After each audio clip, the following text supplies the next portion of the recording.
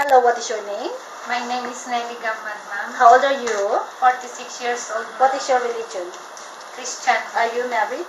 Single parent. Okay, do you have kids? I have 4, ma'am. How old are they? 28, 27, and 12 years old, ma'am. Okay, so how long you been working in Hong Kong? 9 years, ma'am. Do you have any work experience in other countries? No, ma'am. So how long you been working with your current employer? 2 years, ma'am. Where's your employer living in?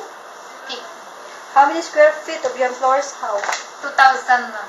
Okay, so how many children? How many family member there? 4, ma'am. How many children? 2, ma'am. How old are they? 6. Okay, so twins, right? Twins. Okay, so would you please describe your daily working schedule? What time you wake up in the morning? I wake up in the morning around 7 o'clock, ma'am. Mhm. After that, ma'am, I prepare the things for the kids going to school, ma'am. And then after that, I will change them and going to school, ma'am. Okay, and then do you go market? Sometimes, ma'am. Okay, so how about dinner? What time you prepare?